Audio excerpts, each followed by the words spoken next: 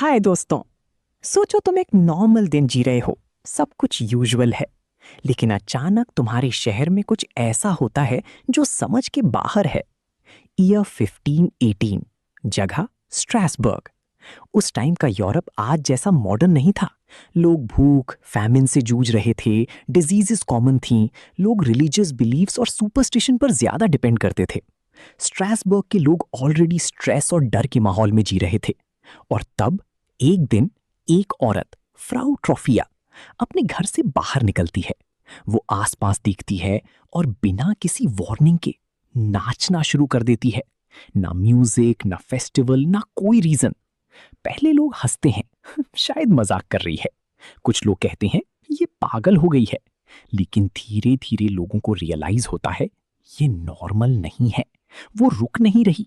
1 घंटा, 3 घंटे, 8 घंटे, रात हो जाती है, पर वो फिर भी नाच रही होती है। अगला दिन, फिर अगला दिन।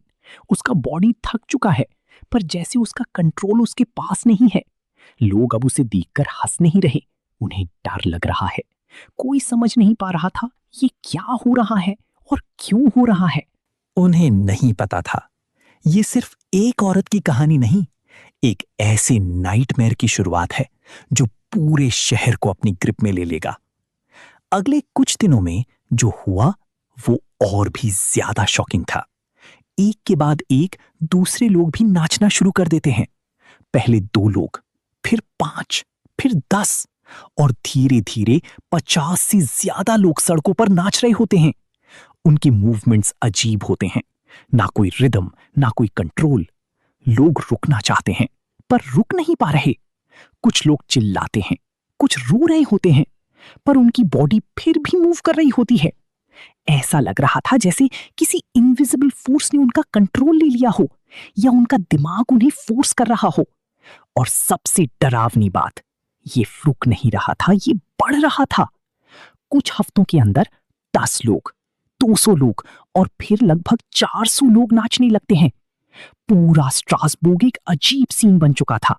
सड़कों पर लोग गिर रहे हैं, फिर उठकर फिर नाच रहे हैं। आंखों में डर, बॉडी में दर्द, पर फिर भी मूवमेंट रुक नहीं रहा। अब ये कोई नॉर्मल इंसिडेंट नहीं था। अब सिचुएशन डेंजरस से डेडली हो चुकी थी। लोग बिना खाए, बिना पानी, बिना रेस्ट के लगातार नाच रहे थे। ह्यूमन बॉडी एक मशीन की तरह है, पर उसकी एक लिमिट होती है, और जब वो लिमिट क्रॉस होती है सिस्टम कोलैप्स हो जाता है। एक एक करके लोग गिरने लगते हैं। कुछ उठ नहीं पाते, कुछ फिर उठकर फिर नाचना शुरू कर देते हैं। उनकी मसल्स फेल हो रहे थे, उनकी जॉइंट्स पेन से भर गए थे।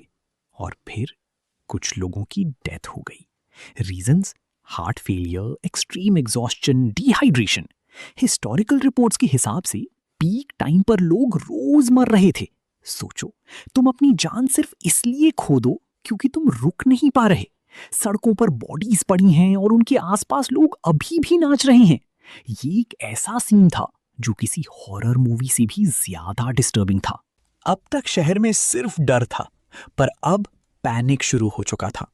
सड़कों पर लोग गिर रहे थे, कुछ उठ नहीं पा रहे थे, और जो जिंदा थे वो अभी भी नाच रहे थे। अब अथॉरिटीज को कुछ करना ही था। डॉक्टर्स, प्रीस्ट्स और सिटी ऑफिशियल्स एक जगह इकट्ठा हुए। सब एक ही सवाल पूछ रहे थे, ये हो क्या रहा है? उस वक्त के डॉक्टर्स ने एक थ्योरी दी। ये एक नेचुरल रिएक्शन है, बॉडी को नाचना जरूरी है। अगर ये नाचे नहीं तो और बुरा होगा। आज के टाइम में ये सुनने में अजीब लगता है, पर उस वक्त लोग इसी पर बिलीव करते थे। और फिर एक डिसीजन लिया गया जो सब कुछ बदल देगा। शहर में एक बड़ा डांस स्टेज बनवाया गया, म्यूजिशियंस को बुलाया गया और लोगों को एनकरेज किया गया कि वो और नाचें। सोचो, जहां लोग ऑलरेडी कंट्रोल लूज कर चुके हैं, वहां उन्हें और पुश किया जा रहा है। जैसे ही म्यूजिक बजना शुरू हुआ और लोग ज्वाइन करने लगे, क्राउड और बड़ा होता गया। ये अब सिर्फ एक प्रॉब्लम नहीं थी, ये एक अनकंट्रोलेबल डिजास्टर बन चुका था। और शायद ये हिस्ट्री की सबसे बड़ी मेडिकल मिस्टेक्स में से एक थी। ही है, आखिर ये सब हुआ क्यों? 500 साल बीत चुके हैं, पर इसका एग्जैक्ट आंसर आज भी किसी के पास नहीं है। कुछ एक्सपर्ट्स कहते हैं अर्गॉट पॉइजनिंग, एक ऐसा फंगस जो ग्रेन्स पर ग्रो करता है और इंसान के दिमाग पर असर डाल सकता है, हेल्यूसिनेशन, अनकंट्रोल्ड मूवमेंट। लेकिन प्रॉब्लम ये है, ये थ्योरी इतनी लॉन्ग ड्यूरेशन और ऑर्गेनाइज्ड डांसिंग को फुल्ली एक्सप्लेन नहीं करती। दूसरी थ्योरी, मास हिस्टीरिया। जब पूरी सोसाइटी स्ट्रेस में हो, डर में हो और बिलीफ सिस्टम स्ट्रांग हो, तो दिमाग एक कलेक्टिव इल्यूजन क्रिएट कर सकता है। स्ट्रासबर्ग में उस वक्त फैमिन, डिजीज, फियर सब कुछ ऑलरेडी एक्सट्रीम था। और तीसरी बिलीफ, लोग मानते थे कि ये सेंट वाइटस का कर्स है। उन्हें लगता था कि ये पनिशमेंट है और इससे बचने का कोई रास्ता नहीं। इस पूरी घटना को एक फेमस डॉक्टर पैरासेल्सस ने डिटेल में रिकॉर्ड किया था।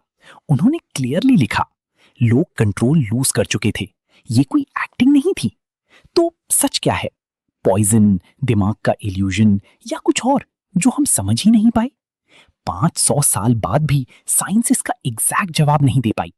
और शायद कुछ मिस्ट्रीज ऐसी होती हैं जो हिस्ट्री के अंधेरे में हमेशा के लिए खो जाती हैं।